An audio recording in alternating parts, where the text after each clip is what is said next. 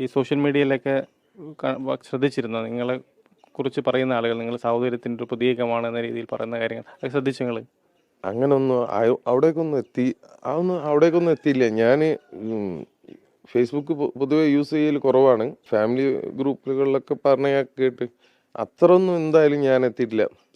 എൻ്റെ ഒരു നേതാവുണ്ട്, നമ്മളൊരു നേതാവിൻ്റെ നമ്മളൊരു ഫ്രണ്ടാ നേതാവ്.